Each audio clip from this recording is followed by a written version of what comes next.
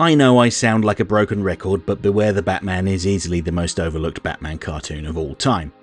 That doesn't mean that it's the best, but it's definitely a show that most Batman fans are sleeping on. One of the things I liked about the show is how they primarily focused on lesser-known Batman villains, characters like Professor Pig and Lady Shiva. They very specifically avoided using the most well-known villains like the Joker, Catwoman and the Riddler.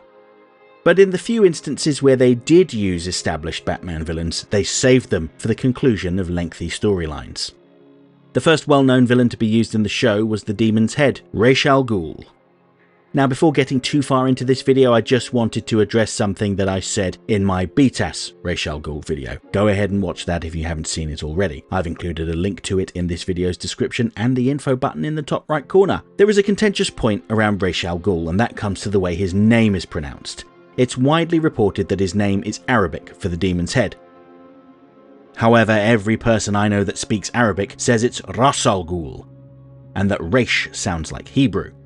Well, in that last video, lots of people that speak Hebrew said that Rosh is how you say head in Hebrew, not Raish, so that complicates things. Usually in cases like this, you'd turn to the creator of the character to determine how to pronounce his name, but writer Denny O'Neil said Raish, while artist Neil Adams said Ross. So, the inescapable conclusion I have reached is that in cases where the character pronounces his name as Raish, like Batman the Animated Series and Beware the Batman, that's how you say his name. After all, if someone tells you how to pronounce their name and you deliberately mispronounce it, well, that's a bit of a dick move, isn't it? For anything else where they explicitly state that his name means the Demon's Head in Arabic, it's Ra's al Ghul, like in Batman Begins. One way to explain this linguistic incongruity is that his name comes from a long-dead language that predates both Arabic and Hebrew. This adds another mysterious element to him. With that point out of the way, I just want to give a brief overview of the character and how he was used prior to Beware the Batman. Ra's al Ghul first appeared in Batman number 232, published in 1971, and was presented as the head of the mysterious League of Assassins. He lured Batman into a trap by kidnapping Robin and pretending that his own daughter Talia had also been kidnapped, proposing that the two form an alliance to rescue their loved ones.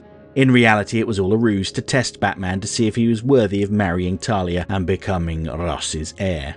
Of course, Ra's never once considered that Batman might not be interested in taking over an international terrorist group.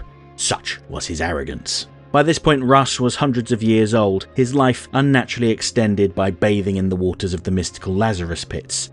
Over the course of his life, Ra's had seen the damage the humans had done to the planet, and, fearing for the planet's future, he decided to save it, even if it meant committing genocide. Ra's origins wouldn't be revealed until 1992's Birth of the Demon. As a young man centuries ago, Ra's had been the physician working for a sultan. When the sultan's cruel son was fatally wounded, Ra's revived the son with his Lazarus pit, but he came back more twisted than ever. In the struggle, the son strangled Ra's wife, and Ra's was cast into the deepest, darkest prison as his reward. Eventually, Ra's got free and started a rebellion with the help of his tribe.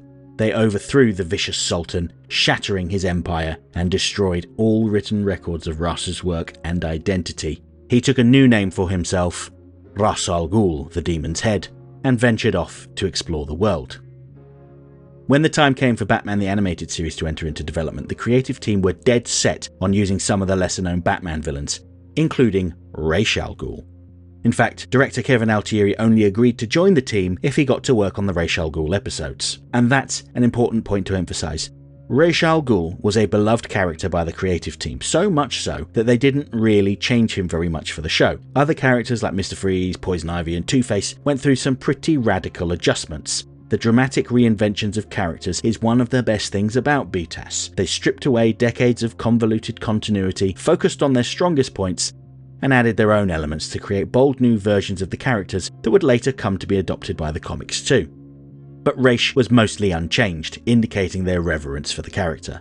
Ra's al Ghul made a brief cameo appearance at the end of the episode Off Balance, where he had sent his daughter Talia to retrieve an experimental sonic cannon that had been stolen from Wayne Enterprises.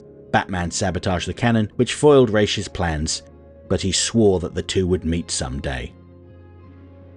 He made his first proper appearance in the two-parter The Demon's Quest, which was written by Ra's al Ghul co-creator Denny O'Neil. It's a faithful adaptation of the original comic book storyline, recreating some iconic moments like Batman and Ra's al Ghul dueling stripped to the waist in the desert. while also streamlining the story. It's interesting to note that the TV censors wouldn't allow him to be the head of an international group of assassins, so the organisation was renamed the League of Shadows. But Raish's environmental terrorism was on full display in the show. Another thing about Raish was that his stories opened the door to supernatural elements. The creative team had famously rejected supernatural stories in the past, stating that they didn't want any ghosts or aliens showing up.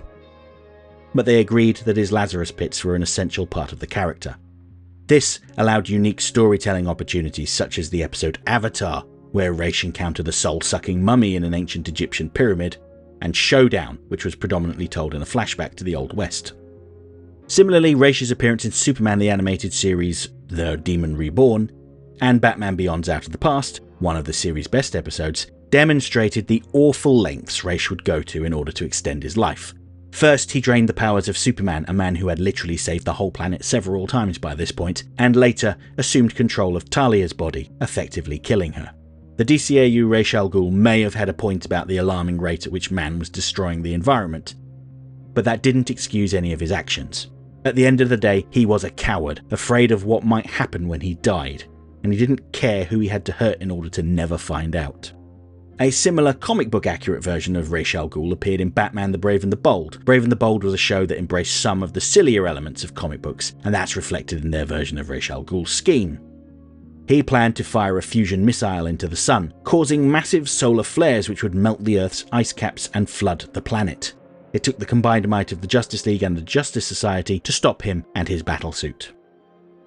After hearing about how broadly revered Ra's al Ghul generally is, and how the animated adaptations tended to stick very close to the comic book source material, it may surprise you to hear that Beware the Batman's Ra's al Ghul is actually quite different. A lot of his core remains intact. He's an ancient leader of a cult of assassins, but there are some significant differences. First, Ra's achieves immortality through the use of the Soul Taker Sword, a jade blade that sucks the soul right out of its victims. Ra's is one of the few people on the planet that knows the incantation to activate the sword, and he uses it to both utterly destroy his enemies, denying them an afterlife, and to store his own soul when he needs a break. Much of the first half of Beware the Batman revolves around the League of Assassins trying to track down the Soul Taker Sword in order to revive Ra's, whose physical body seems to be in some kind of suspended state without his soul. Another significant difference here is that Ra's is not really an environmentalist. His League of Assassins is a criminal organisation that seeks a new city to operate out of. His first choice is Gotham City. In order to seize control, Ra's disables the city's power using a device he had stolen from Wayne Industries, and unleashes his army on the city, causing all sorts of chaos. He then assembles the city's leaders, the mayor, the governor and the police commissioner, telling them that they can resume their lives in peace if they let him operate in the city and stay out of his way. When the commissioner objects, Ra's men execute him. This version of Ra's is very much a despotic James Bond-style villain. He doesn't really have a cause other than taking control. He's a criminal mastermind out to exert his will on the Earth with no mention of environmentalism. This comparison to James Bond villains is really emphasised when it's revealed that Ra's was an old enemy of Alfred Pennyworth's back when he was a spy working for MI6. I quite like their version of Alfred, a former secret agent and all-round hardman who quit the Secret Service after an encounter with Ra's al Ghul that saw his partner Edogawa Yamashiro killed by the Soul Taker Sword.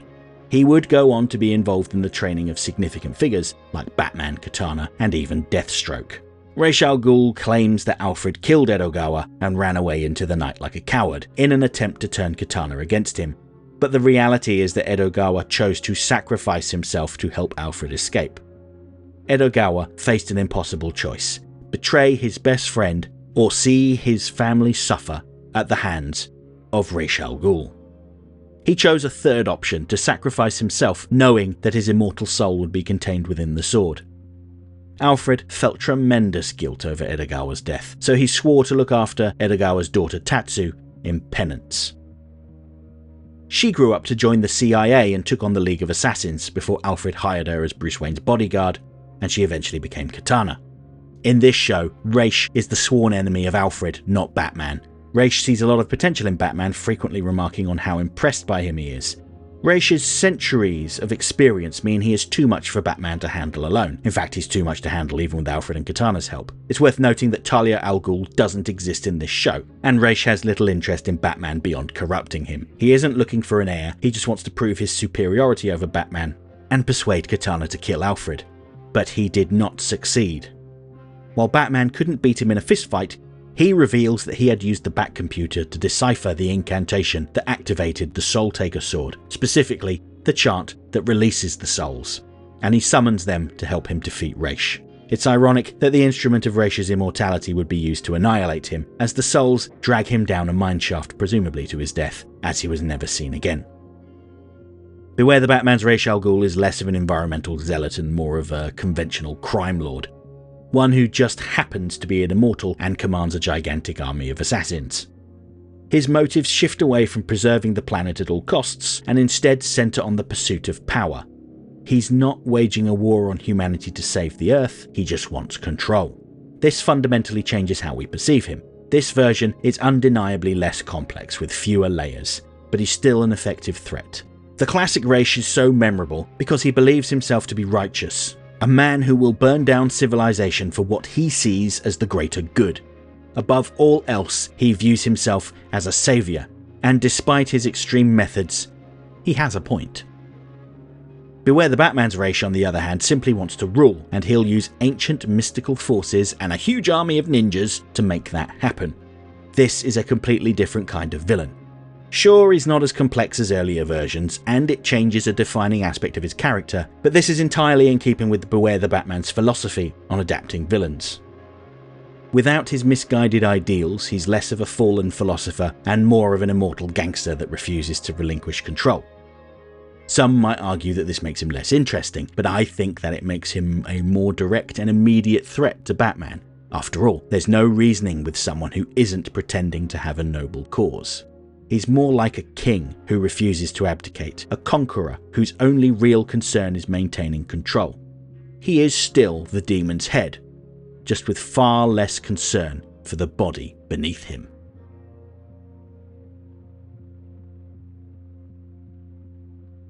Okay, that's it for this week's essay. If you liked the video, don't forget to like, share, subscribe, leave a comment, tell all your friends about me. You know how YouTube works. If you really enjoyed the video and have the means, please consider making use of the thanks button to send a buck or two my way, because every little helps. I offer channel memberships for $1.99 a month. This will get you early access to my weekly video essay, priority responses to your comments, members-only videos, custom emojis, and an icon on your profile indicating that you're one of my people. And special thanks to my current channel members, who are all listed on the screen right now.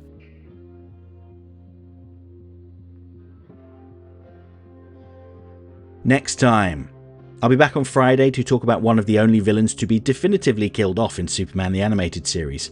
We're going to be talking about the King of Fools, Bruno Mannheim. And then next Monday, well, it's time for another video about the characters seen in Creature Commandos. This time I'm going to be talking about the Bride, and how she sought to break free from her intended purpose as the Bride of Frankenstein. Hope to see you then.